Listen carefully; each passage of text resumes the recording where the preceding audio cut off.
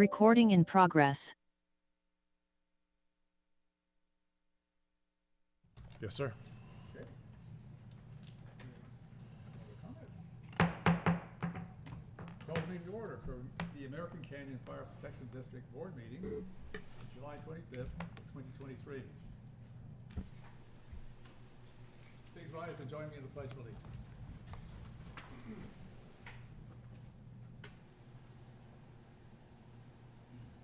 I pledge allegiance to the flag of the United States of America and to the republic for which it stands, one nation, under God, indivisible, with liberty and justice for all.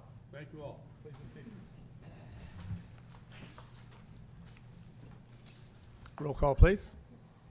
Board Member Abadamos? Here. Board Member Joseph? Here. Board Member Oro? Here. Vice Chair Washington? Here. Chair Garcia? Here. Thank you. Now we'll move on to report on closed session, confirmation of reportable action. Mr. Ross? Mr. Chairman, members of the board, members of the public, you convened in open session at 5:32 p.m. and adjourned into closed session after ascertaining that there were no public comments on the matters agendized and after authorizing by a unanimous vote the addition of one matter of existing litigation. You concluded the closed session at 6:21 p.m. and with respect to the matters considered in closed session, I will do a written report consistent with the provisions of evidence or of Government Code Section 54957.1. That would conclude the report unless there are questions. Any questions from board members? No, sir. Seeing none, hearing none. Thank you, Mr. Ross. We'll proceed with our agenda, proclamations and presentation this evening. We're very excited and thrilled to have American Canyon Community Emergency Response Team, our CERT team. Proud member of myself. Thank you. Program update and presentation from Powell Helms. Mr. Helms.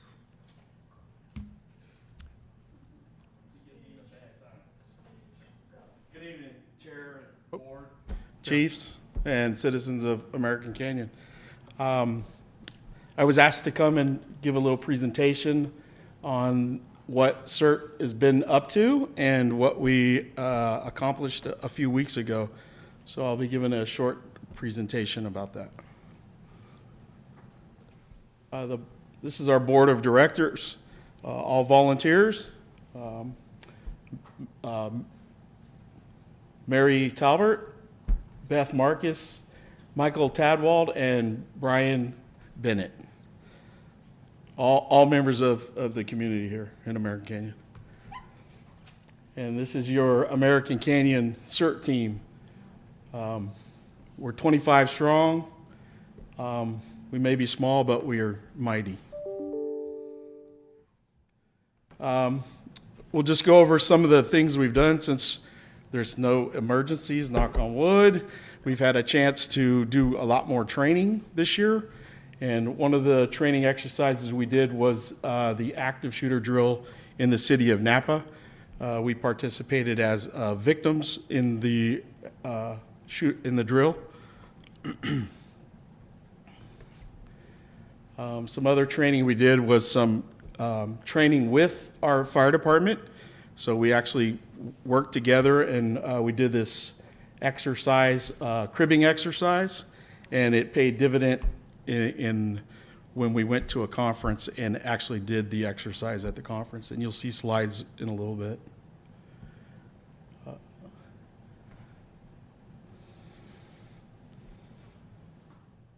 And this is a little video of the training we did. Just tell them stick it wherever they're at. They're gonna You can barely hear it. That's a thing. So just from a safety aspect, we don't stick it, right? I want to reiterate that. You hear our crew say stick it.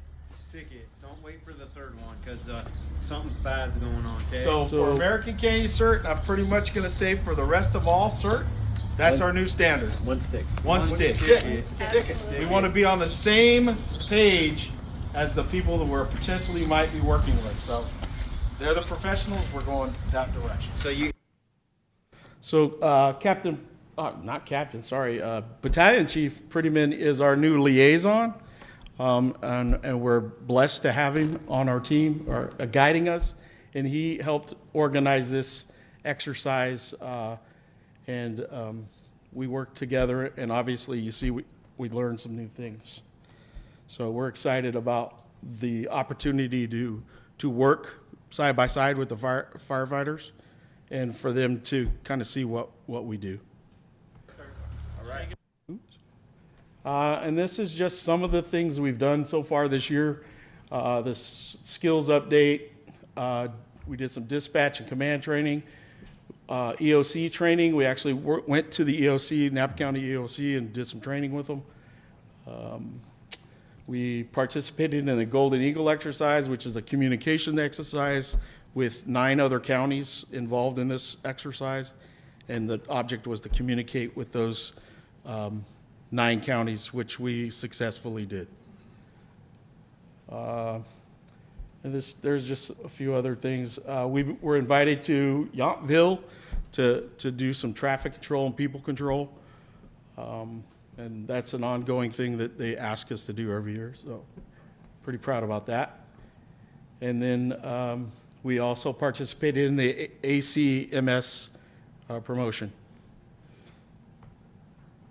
And then this was our one and only activation this year, was the flood, which we all know about. We did traffic control for about six and a half hours. Year to date, we've done almost 1,200 hours of training, meetings, exercises. So we continue to try to keep ourselves ready for any event. And then this year, last week of June, we went to the CERT conference, and there was 6 of us that went from American Canyon. There was a total of 14 that went from Napa County, and we participated in the conference. We had two folks graduate from the program managers training. 2 people graduated from the train the trainer, and then we had a CSTI person to become a trainer. So now we're just more able to do more training. This is where we stayed. It was in Burlingame at the Hyatt. So we spent a week here, doing a lot of class work, a lot of training, and we got to see they had vendors that gave us a lot of stuff that you get, which was pretty cool. But it was a week long. There was 3 days of intense training that most of us took, and then the regular conference. So we participated in the National CERT exercise. It was 18 teams that competed from all over the country. 45 states were represented, and 3 countries: Japan, Mexico, and Puerto Rico. No, Chile. So we participated in this exercise. So the exercise was basically 10 stations that we did that we had to participate in different things, and I'll show you right here. I'm just going to skip through some of these. So station 1 was communications. So they had a little exercise. They give you a time limit, and you got to complete these tasks within that time limit. That was station 1. Station 2 was hazardous recognition. If you see the fire truck across the street, it actually has hazardous placards that we had to identify, look in a book, and tell them what the chemicals were. Also a timed event. This was a scene size up where there's some tasks that had to be done, and the team had to do different parts. So if this little picture is a house that had some damage, and we had to recognize it for what the damage was and give the right answer, obviously. And then survey this incident scene they had. And it was a little bit of a setup. They try to bait you into going into the car. There was a person in the car. And there you see and that little building in the back it's an earthquake machine. So we all got to ride in a 7.4 earthquake. Pretty cool. And then this is another stage that we did, a grid search, which we've never practiced at. But we did pretty well. There was 10 items to be found, and we found 9 of them. So something to practice on. We're going to bring that back and incorporate it in our training. And this is some of the obviously easy body parts we had to find, and then there was more difficult. And then we did a cribbing exercise, which we had just happened to train with the fire department just 2 weeks before. So we really smoked that. Cribbing is the cribbing is to lift items off of potential victims, or, you know, yeah. The next stage was a fire pan, which we had to put the fire out. And that's the fire pan. Stage 6 was a patient assessment. So we had 5 minutes to take 10 cards and figure out where they go, whether it would be delayed, immediate, or to the morgue. So there was 10 cards. We had to quickly go through and place them in the right spot. And this is just the board that they put it on. Then we did stage 7 was a patient head-to-toe assessment, where there was 4 patients that we had to assess and give. There was a trauma doctor there to oversee what we were doing and make sure we were giving the right answers and doing the right treatment. And then these buildings right here were artificial buildings that we had to search and find items and victims. And this is our team getting the instructions and getting ready to go into those 4 pop-ups. And then we had to also do our identifying when we go in a building, how many people are going, who it is, and what we found. And then we come out and got debriefed. And then stage 10 was 6 different kinds of ways to carry patients. And this was the backpack, blanket drag, and that dummy that's in that blanket, we got to bring that home. So it was a long drag.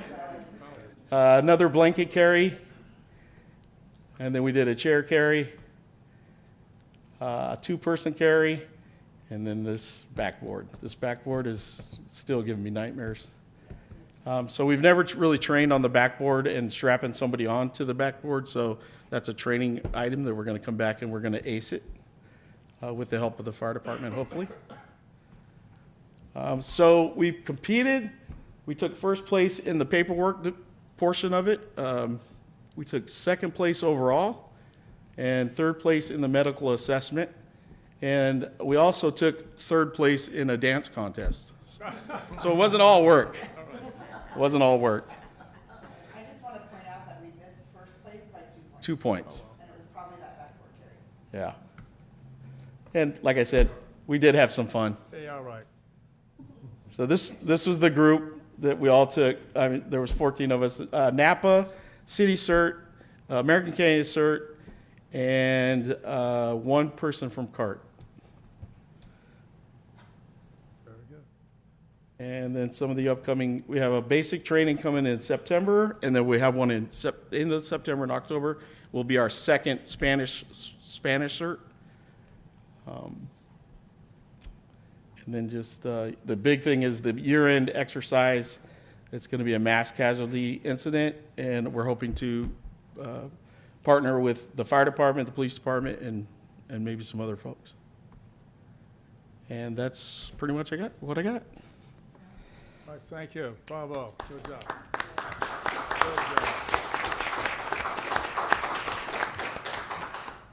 I think we did better in dancing in third place. I'd like to see some of those dance moves in the next presentation. I have lots of photos, but we did not put a single one in there. Oh. it sounds, those are, sounds like it was a very productive conference for you, for everyone. I'm glad you brought the information home. And certainly, that has a lot of information now to share with other, like communities and throughout American Canyon, just to grow it better. When that big event happens, we all need to be ready. So thank you. Some comments here. Vice Chair Washington. Yeah, thanks for that presentation, Paul. I mean, and thank all of you for doing what you do. You know, it's not easy being a part of CERT. I know it's not. And I know that board is kind of scary, and I believe that's designed for confined space rescue or something like that, which is even more scarier. So, but I also want to say that you forgot to put on there about meet me in the street, because every time I go out there, I used to see you guys let me inside that in the area. You guys are out there patrolling as well, so I appreciate what you guys do there. But question, how many years has CERT been in American Canyon?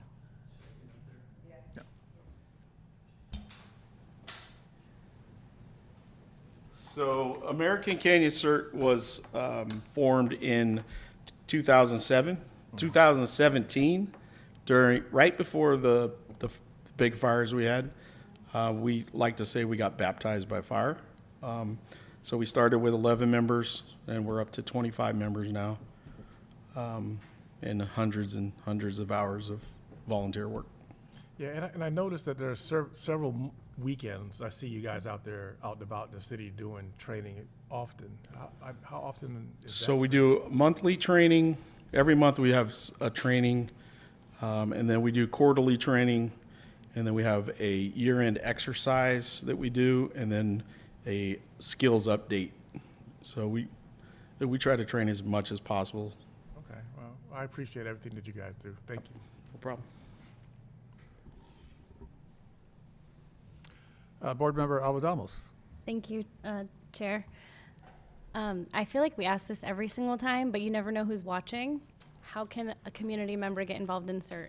So the easiest way to get involved with our group is we have a webpage that'll get you started. It has the basic information, and that's AmericanCanyonCERT.org, all one word.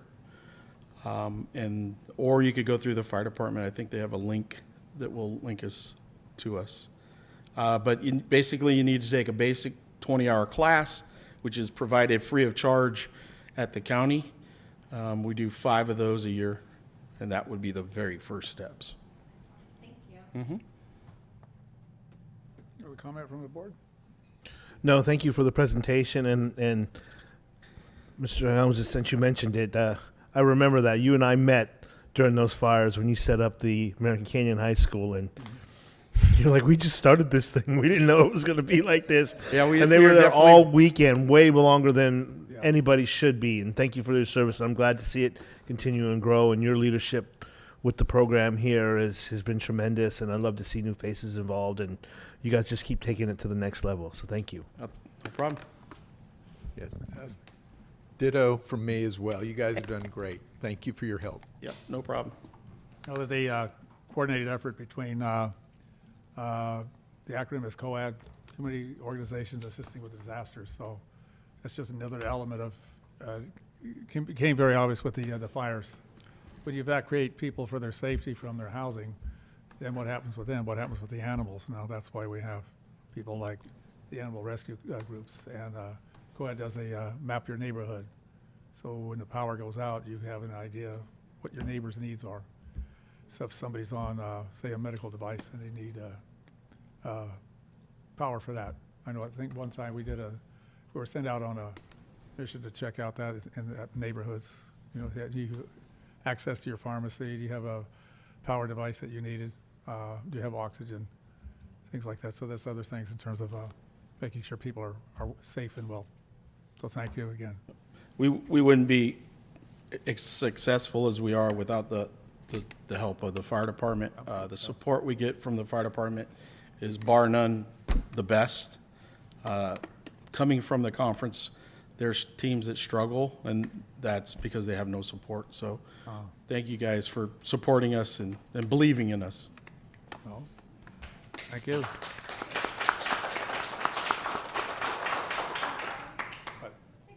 Oh, yeah, we're going to do a picture? Let's get a picture. Come on. Thank you.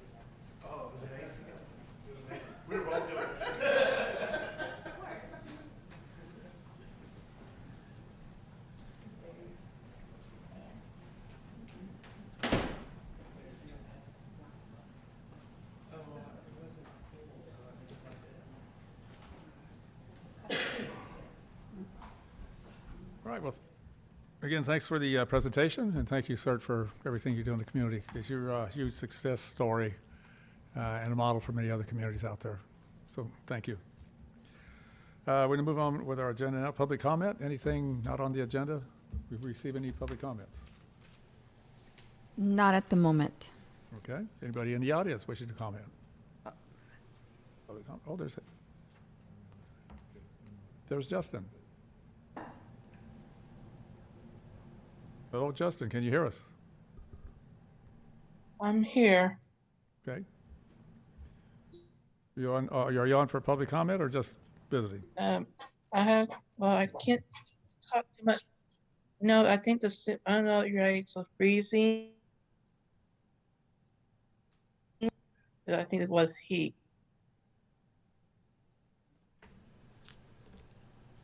You have public comment? Nope. Okay.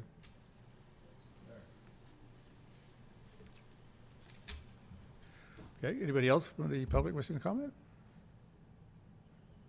Did we lose Justin? No, he's there. He just hid his view. Okay, all right. Then we'll close public comment, move on. Agenda changes. Board members, if there's no agenda changes, I'll accept the motion for the consent calendar. I'll move to adopt the consent calendar. Second. Motion second, roll call, please. Board Member Almudamos? Yes. Board Member Joseph? Yes. Board Member Oro? Yes. Vice Chair Washington? Yes. Chair Garcia? Yes. Thank you, Board. Moving on to the agenda, public hearings, there are none this evening. Business items, there are none. Fire Chief oral report. Thank you, Chair. Oh, yeah. Good evening. Good evening to our CERT team. Didn't get a chance to say thank you, but Powell and company, thank you for all that you do and for all the effort you do to help serve your community, and thank you for the presentation. And congratulations on your placings at the CERT conference. That's something that you should be very, very proud of. So a couple items I just wanted to bring forward on Chief's report. So the first thing I'd like to talk about is the number of grants that we are actively pursuing right now. So we have several outstanding grants we're waiting to hear back from. One is the Office of Traffic Safety, and that's for extrication equipment, or more commonly known as the Jaws of Life, the equipment we use to cut people out of vehicles when they're involved in significant vehicle accidents. We have a FEMA Fire Assistance to Firefighters grant in for 2 sets of Lucas devices. So Lucas devices are the automatic devices that we put on patients during CPR calls to ensure that CPR is uninterrupted, the compressions are at the proper depth and rate and speed. They're a very critical piece of equipment when we do encounter those unfortunate instances where someone has their heart has stopped beating, they've stopped breathing. California Boating and Waterways for a new boat and navigation equipment. California Fire Foundation for 9 sets of wildland personal protective equipment. The Gary Sinise Foundation, 9 sets of structural personal protective equipment. Firehouse Subs for an additional 9 sets of structural personal protective equipment. So all told, approximately we've submitted for, about $400,000 worth of grants. That is in addition to the $250,000 in grants we received for our handheld communication devices. So she's in the audience. She often doesn't like a lot of praise for what she does, but she does an incredible job. Laura Preventure, our fire executive assistant. Laura. She wears numerous hats, but she has really helped spearhead all of the grants that we have been out actively seeking. So hopefully in subsequent meetings, we'll bring back good news saying that we've been awarded for some of the grants. But I thought it was important for the board to know that we are trying to find creative ways to help finance some of the things we need for the fire district to help alleviate some pressures on our general fund budget. So I talked a little bit earlier under the grants about the importance of the Lucas devices. Not too long ago, just about 2 weeks ago, our crews responded to a CPR call, a patient that was not breathing and their heart had stopped. Our crews immediately went to work, and I'm happy to report they were able to get the patient's pulses back prior to the patient being delivered to the hospital. So a lot of times people ask, well, why do you have paramedics? What's the value of paramedics? This is exactly one of those instances where our paramedics have an advanced scope to help in those more critical medical calls that we do have. And the Lucas devices also played a critical role in it. I was looking at what we refer to as the code stat, which is the printout of compressions and everything. And the compressions were on pace, and I think they only took a break for about 6 seconds at one point to check a pulse. But that is part of the key to success for these medical calls where patients, what we call they're not perfusing, the blood is not pumping through their heart to the rest of their body. That's where we do it mechanically, and that helps increase their survival rate. So kudos to the crews, and again, just reaffirms the importance of the paramedic program that we do have here. And it is a new program starting about 2014. So we're able to have a direct positive impact on a citizen in our community's life on that call. Absolutely. How many, how often do you have any stats on how many, say, cardiac events you respond to? I don't have them off the top of my head. Yeah. We could get that, but. Yeah, it'd be interesting, I think, because I think the majority of our calls are medically related, are they? Yeah. Yes. Yeah. About That's a 60%. good reason we'll have paramedics on board. Yeah. Yeah. So also along the emergency medical side, just last week, our crews responded to a significant vehicle accident in the area of American Canyon Road and Silver Oak. We arrived, quickly determined we had 4 patients, 2 of what were classified as critical. Ended up utilizing 3 ambulances on that incident. So by a county's protocol, that we declared that a multi-casualty incident because we had 3 ambulances or more at scene. It was certainly the benefit of having the second engine company as well as a chief officer on scene really had some significant positive impacts. Not only did we have the 4 patients with varying levels of medical needs as a result of the accident, but also simultaneously our crews had to use our jaws of life to cut the door off the vehicle so that we could get a patient out. You know, sometimes when we get to these higher acuity calls with multiple patients, we look at what our on-scene time for our ambulance was, because we always talk about the importance of stabilizing a victim at scene and then transporting them to the hospital for more definitive care as quickly as possible. The first ambulance was only on scene for 8 minutes before they started transporting. That is very, very good times, especially when the magnitude of the vehicle accident. Another layer of it that's also important is we had 3 paramedics on that day, just the way the shifts worked. So we were able to take one of the paramedics and designate them as a medical group supervisor. So while the rest of our paramedics and the ambulance crews were treating patients, packaging them, getting them ready to go to the hospital, our medical group supervisor was coordinating with the Queen of the Valley Hospital to make sure which hospital, which patient should go to, make sure we don't overload the emergency room and so forth. But I was at the call with the crews and was very, very proud of how skillfully they worked, how quickly. I think the 3rd ambulance that showed up, their on-scene time was only 5 minutes. Oh. So essentially we had the patient ready to go, ambulance showed up, put them in the back of the ambulance. We ended up sending 3 firefighters, 1 with each ambulance, with the patients to the hospital just as an extra set of hands to provide patient care while they were all transported to the hospital. So, like I said, just a critical incident, a lot of factors that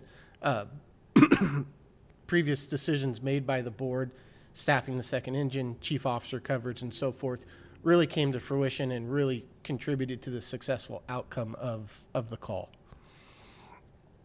I'm going to be over at Walgreens While I was driving there, the accident had already occurred, but I got to see the crews in action. Wow, it was just great operation, great work. The crews That was did an amazing. absolutely devastating crash at, what was it, Winnebago or something like that. Mhm. RV in a small commuter car. It was good work. I just thought how devastating that really was, potentially. Crews did a great job. Moving on to maybe some of the not so glamorous parts of the fire district. And part of my responsibilities as being an executive board member for the Fire District Association of California, about a week and a half ago, I think it was, attended the state health subcommittee hearings on behalf of the Fire District Association. They had 2 assembly bills that were on the docket. Unfortunately, I was only able to make it for one of them, which was Assembly Bill 40, which is not necessarily an issue for us here in Napa County, but an issue in other parts of California. It has to do with what they refer to as wall time, the time that the ambulance is waiting at the hospital to offload their patient to a doctor. I'm happy to report that bill did move past the committee hearings and will be going to the assembly, but that was that was an important issue statewide for the fire service and actually private EMS as well. The other issue wasn't able to stay for, I think it went to about 9:30 that night. Assembly Bill 1168, which is specific to the city of Oxnard. It started much broader, but has been narrowed down. It has to do with, and you may recall, 201 rights. Chief Cahill gave a presentation on that about a year and a half ago. 201 rights and JPAs, and whether the city of Oxnard had relinquished any 201 rights by entering into a JPA with the county. And it really has to do with level of service of the ambulances for ambulance response for some of the more impoverished portions of Oxnard. Again, like I said, I didn't attend that, but I'm happy to report that did move through. We'll be going before the assembly. And thank you for Chair Garcia. I called you before that just to make sure that on the district side that you were comfortable with me going to represent FDAC, and I appreciate the support in that. Those were 2 very important matters for the Fire District of California, as well as the fire departments of California. Well, it's important to have your presence there and be able to respond to those type of issues when they come up. So thank you for attending. Thank you, and it's important that keep an eye on statewide issues because they could have ramifications or implications here for American Canyon as well. So that was a very good meeting.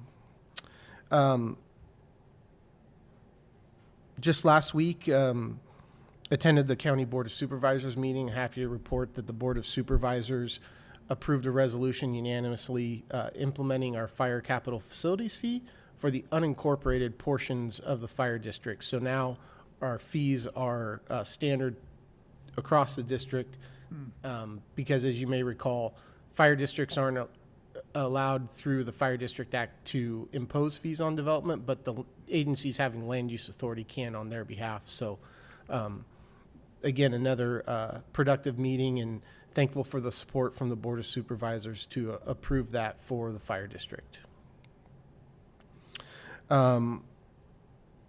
Had a really good meeting, I think it was a week or so ago, with Justin Lester. He's a new pastor at the Friendship Baptist Church in Vallejo. He lives in American Canyon, and most of his congregation are residents here of American Canyon.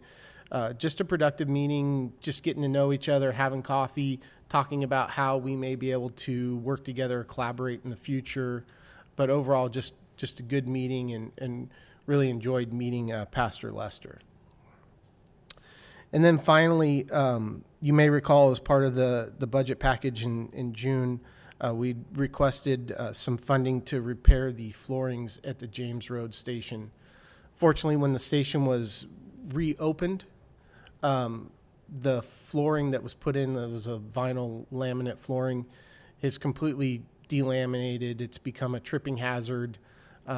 really become a safety concern for the firefighters at the station. So we were able to select the vendor that will be repairing those floors. We're going to go with an epoxy coating versus the laminate flooring because it's proven that it just can't hold up to the rigorous use at a fire station. So happy to report that it came in significantly under budget. So that's a good thing. But the work with the flooring and the epoxy coating will require us to relocate the crews at Station 211 to Station 11 for about 3 days, August 8th, 9th, and 10th.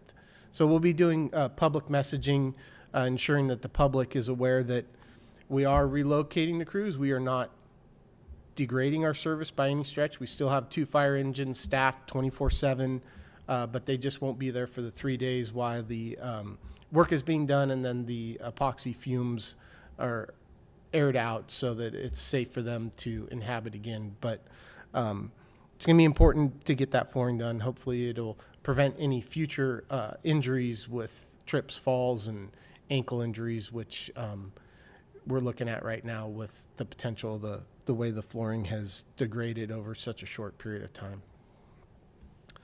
And then lastly, want to give a shout out to Laura again, wearing her public information hat. She and her family found a old remote controlled fire engine at the station, and it had fallen in disrepair over a course of several years. Her boys are involved in robotics through high school and so forth, and they restored her. She's named Franny in recognition of Fran Lemos, one of the patriarchs of the city. Franny made her debut on the 4th of July. And as you all know, Laura manages our social media and has really increased our reach and our presence in the social media arena.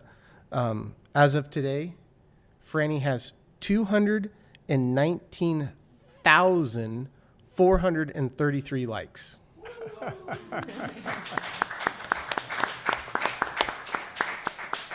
That's quite the reach for a community that has about 20,000 people. So, again, thank you for Laura and her family for taking the initiative to restore Franny. She saw the public education value in it, and then our fire explorers drove it, and the social media presence has just exploded. So that concludes my report. I know it was a rather long report, but happy to answer any questions the board may have. Saw that at the beginning of the 4th of July parade, the remote fire engine. That was great. Thank you. Board Member Joseph. Yes. Thank you for the report. And you mentioned that our paramedic program started in 2014, so that means we're coming on a 10-year anniversary. Have you given any thought to doing some kind of a special program or event? It's a year away. I've still got some time to think, but I think it's a wonderful idea. Well, I think exactly. it would be very important to recognize that and really celebrate it with the community as an enhanced level of service.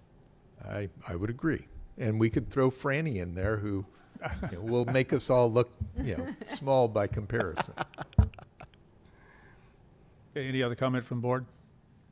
All right. We're on to chair board comments, committee reports, future agenda items.